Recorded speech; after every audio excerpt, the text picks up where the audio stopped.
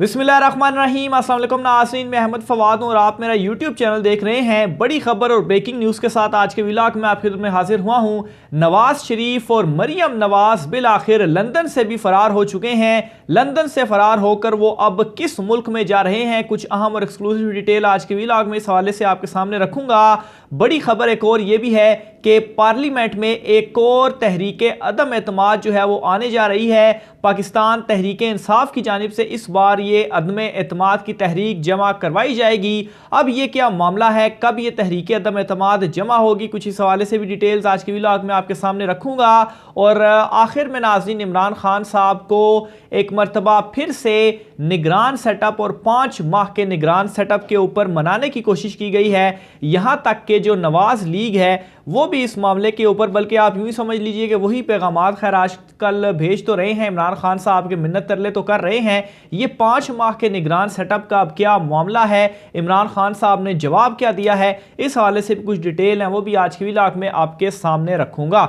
सबसे पहले तो नाज़रीन मैं आपको बताता चलूं कि इमरान खान साहब को जो गुज़श्ता कुछ दिनों से पैगामात भेजे जा रहे थे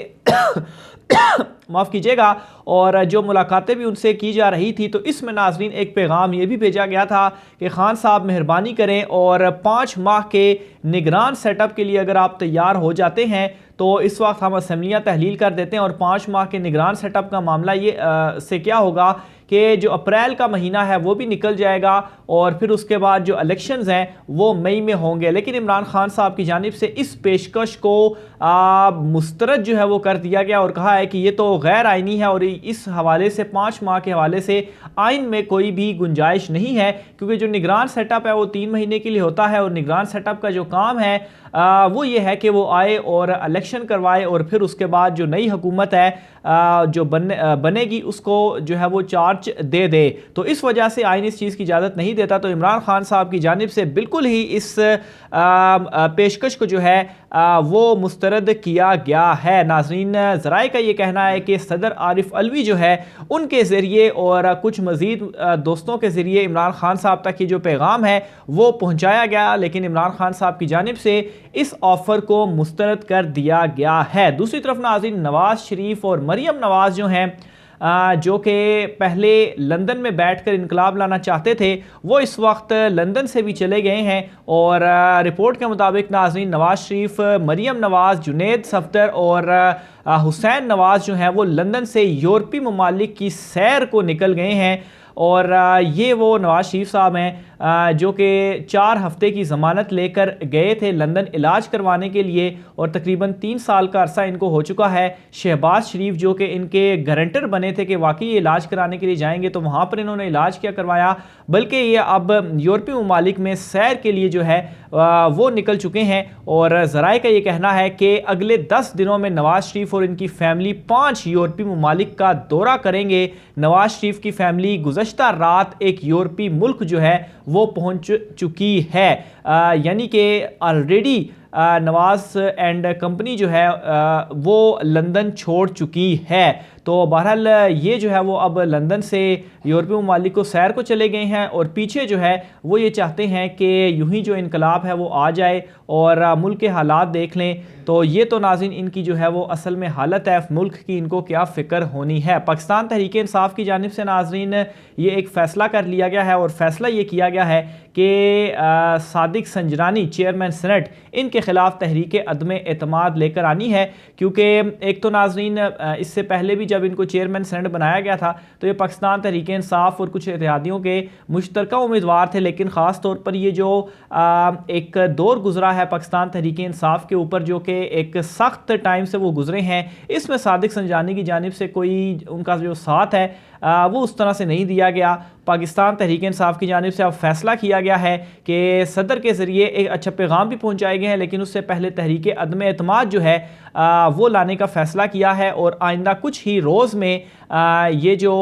तहरीक अदम एतमाद है वो जमा करवा दी जाएगी। और दूसरी तरफ पाकिस्तान तहरीक इंसाफ की जानिब से इनको पैगामात भी पहुँचाया गए हैं सदर अलवी के ज़रिए भी और वैसे भी मुख्तलिफ़ रहनुमाओं के ज़रिए के चेयरमैन सेनेट साहब आप अगर ख़ुद इस्तीफ़ा दे दे तो जो बेइज्जती है उससे आप बच जाएंगे। बहरहाल चेयरमैन सेनेट की जानिब से बजाय इन पैगामात को संजीदा लेने के उन्होंने अब क्या किया कि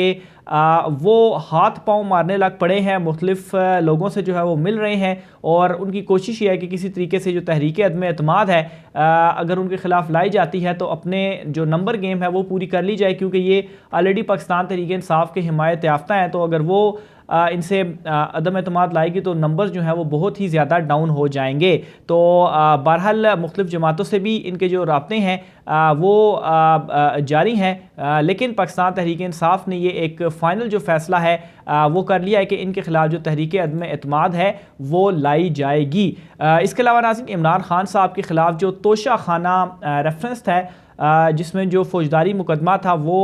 सेशन कोर्ट को भेजा गया था, तो इस हवाले से भी एक बड़ी खबर सामने आई है कि इमरान खान साहब के ख़िलाफ़ तोशा खाना रेफरेंस में ट्रायल का जो आगाज़ है वो हो चुका है। और इसमें नाजरीन जो सेशन कोर्ट है उसने पाकिस्तान तहरीक इंसाफ के चेयरमैन इमरान खान साहब को जो नोटिस हैं वो भी जारी कर दिए हैं। एडिशनल सेशन जज ज़फ़र इकबाल साहब जो हैं वो समाअत करेंगे और ये जो नोटिस हैं नाजरीन वो कल के लिए जारी किए गए हैं, यानी कि जो फौजदारी मुकदमा और ये जो रेफरेंस इमरान खान साहब के ख़िलाफ़ जो मौसूल हुआ था इसमें इस्लामाबाद की डिस्ट्रिक्ट कोर्ट ने जो है वो इमरान खान साहब के ख़िलाफ़ ट्रायल का आगाज़ किया है और कल के लिए इनको नोटिस भी जो है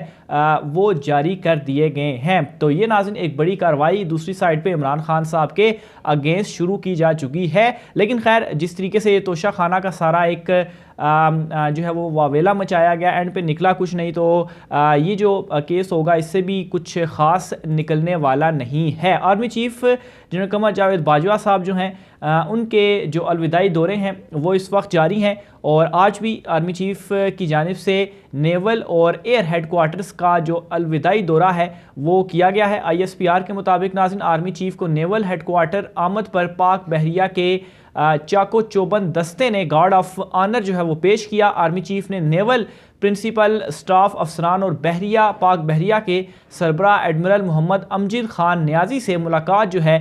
वो की है। आर्मी चीफ ने समंदरी सरहदों के तहफ़्फ़ुज़ में पाक बहरिया के किरदार को भी सराहा है। तो बहरहाल ये जो उनके अलविदाई दौरे हैं और इन अलविदाई दौरों में जो उनके खिताब वगैरह हैं वो भी हो रहे हैं, क्योंकि आज 21 तारीख है तो तकरीबन 7-8 दिन रह चुके हैं जनरल बाजवा साहब की रिटायरमेंट को, उसके बाद उनकी रिटायरमेंट और फिर उसके बाद जो नए चीफ होंगे वो जो कमांड है वो संभालेंगे। बहरहाल आर्मी चीफ तैनाती के हवाले से जो समरी है अभी तक इसका जो रोला है वो डला हुआ है, क्योंकि ख्वाजा आसिफ ने अभी कुछ देर कबल ही बयान दिया है कि अभी तक GHQ से ही उन्हें जो समरी है वो मौसूल नहीं हुई। लेकिन सारा दिन आज ये खबरें भी सामने आती रही, यहाँ तक कि नून लीग के सेनेटर जो हैं नून लीग के जो रहनुमा है वो खुद ये बताते रहे हैं कि वज़ीर आज़म ऑफिस को जो समरी है वो मौसूल हो चुकी है और इस हवाले से जो मुशावरत है वो चल रही है। यानी कि ये अंदर से खुद ही कंफ्यूज हैं। एक नून लीग का बंदा कहता है कि समरी मौसूल हो चुकी है और एक बंदा कहता है अभी तक समरी जो है वो मौसूल नहीं हुई। लेकिन इसमें एक जो क्वेश्चन है वो मैं ज़रूर एड्रेस करना चाहूँगा कि जनरल आसिम मुनीर के हवाले से कि उनका नाम समरी में शामिल होगा या नहीं होगा। तो इसमें नाज़रीन जो कुछ लोगों से बातचीत भी हुई है और इस हवाले से मैं आपको बताता चलूँ कि जो समरी आएगी उसमें 29 तारीख के बाद जो होंगे उनको ऐड किया जाएगा, यानी कि 27 तारीख को जनरल आसिम मुनीर की जो रिटायरमेंट है वो हो रही है और इससे पहले 19 तारीख को जनरल वसीम जो है वो भी रिटायर हो चुके हैं। तो इसलिए इन दोनों के जो नाम है वो शामिल नहीं होंगे और 29 तारीख के बाद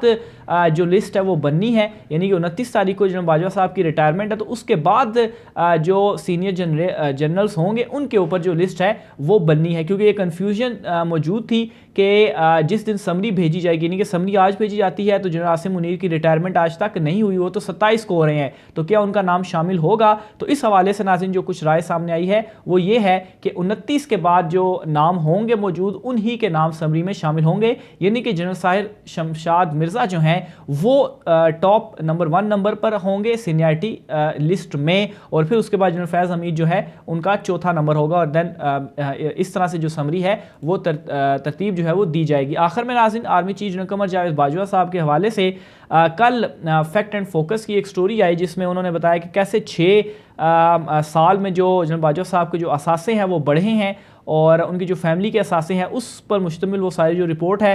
वो आई। और इस रिपोर्ट के ऊपर नाज़रीन अब वज़ीर ख़ज़ाना इसहाक़